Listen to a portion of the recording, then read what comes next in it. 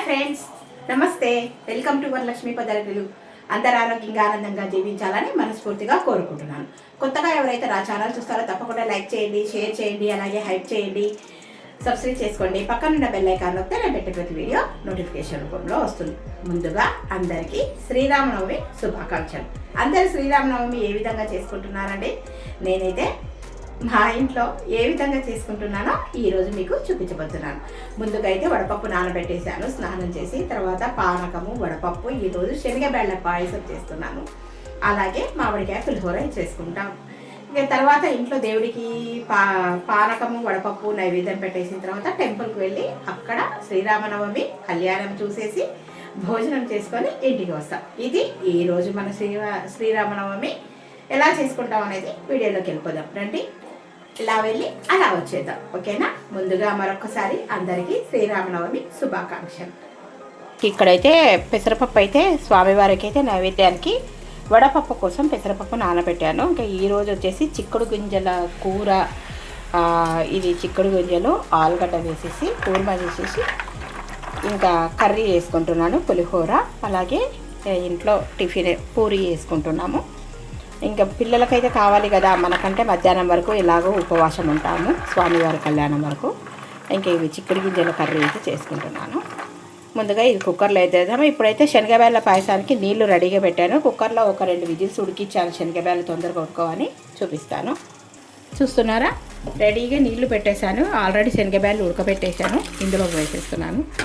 ఎందుకంటే మనం ఇప్పుడు పాయసం చేసుకుందాము. బెల్లం దంచేసుకొని శనగబెళ్ళ పాయసం. మీలో ఎంతమందికి తెలుసు శ్రీరామనవమి రోజు అలాగే ప్రతి పండగకు మనము ఈ శనగబెళ్ళ పాయసం మా రాయలసీమలో స్పెషల్గా చేసుకుంటారు. చూడండి, అంటే పూర్ణంతో ఇలాగా పప్పు ఉడకాలి బాగా శనగబెళ్ళు ఇవి. ఇంక ఇప్పుడైతే ఇందులోకి బెల్లము, రవ్వ వాటర్లో కలిపేసి పోసేసి బెల్లం వేసుకుందాం. ఇదైతే ఉప్మా రవ్వ అంటారు చూడండి, గోధుమ రవ్వ. ఈ గోధుమ రవ్వను వాటర్లో నానబెట్టుకొని ఏమన్నా ఉంటే ఒకసారి వంచేసుకుందాం. చూడండి, రవ్వలో ఏమి నలకలు లేవు. అందుకోసానికి ఈ విధంగా నానబెట్టేసి అందులో పోసేద్దాం. ఇప్పుడు బెల్లం దంచేసుకుందాం పాయసంలోకి. బెల్లం అయితే దంచేస్తున్నాను పాయసంలోకి. పోయినా సరిపోకుండా పొడి చేస్తున్నాను. బెల్లం దంచడం అయిపోయింది. ఇప్పుడు పాయసంలో పోసేసుకుందాం. చూడండి, బ్యాడ్లో ఉడుకున్నాయి. ఇందులో బెల్లం వేసేద్దాము. సరిపోతుంది. ఒకసారి కలిపేసి ఇప్పుడు మనం ఇంతకుముందు నానబెట్టుకున్న రవ్వ కూడా వేసేద్దాము. దీంట్లోకి బెల్లమే బాగుంటుంది, చక్కెర అస్సలు బాగుండదు.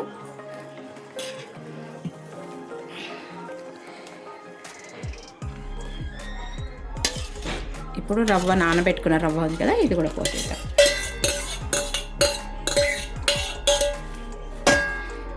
ఒకసారి కలిపేసుకుందాం.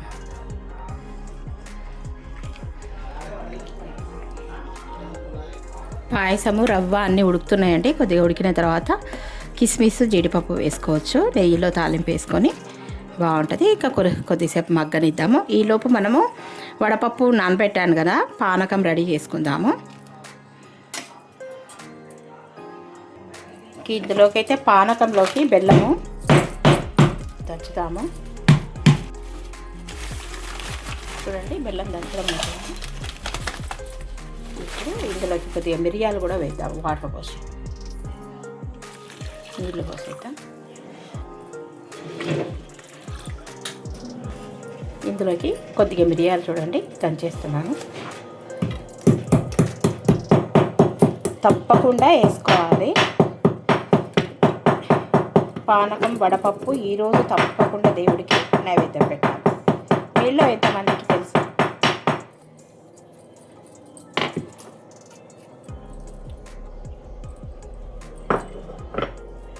ఇందులో తులసి దళాలు వేసేద్దాం. ఇందులో ఇంకా తులసి దళాలు వేసేద్దాం.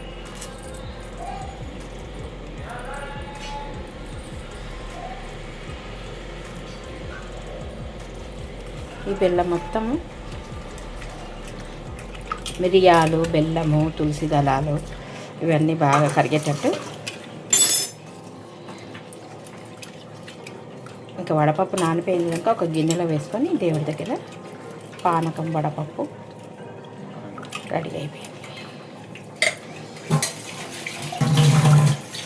ఇదంతా కరుగుతుందండి చూడండి.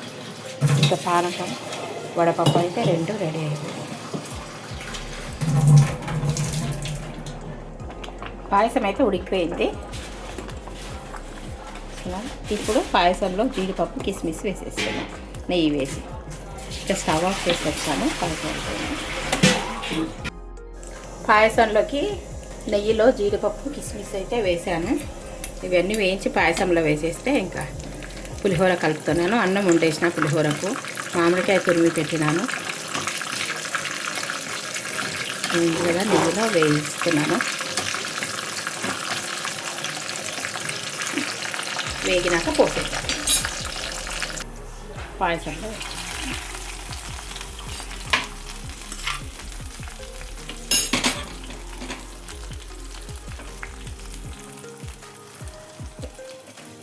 శనగబెల్ల పాయసం రెడీ అయిపోయింది చూడండి. ఎంత బాగుందో కదా. మామిడికాయ పులిహోరకైతే పల్లీలు ఇవన్నీ ఏం చేస్తాం.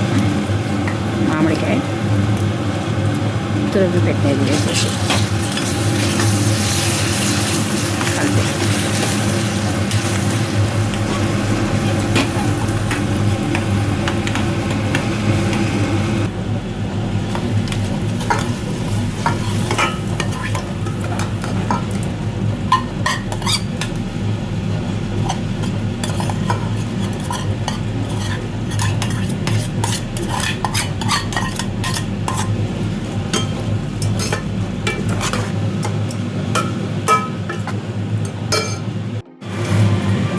పులిహోర రెడీ.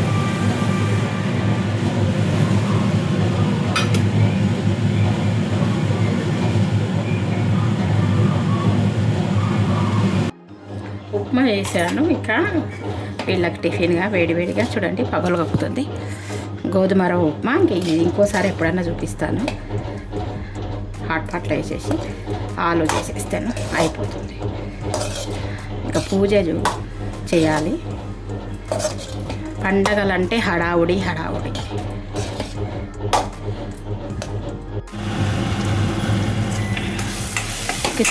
అవి చిక్కుడు గింజలు తీసాను కదా, అవి వద్దు, ఇంకా ఆలు బాగుంటుంది పులిహోరలోకి అని ఈయన అంటే ఇంకా ఆలు ఫ్రై ఒకటి టొమాటో వేసి చేస్తున్నాను.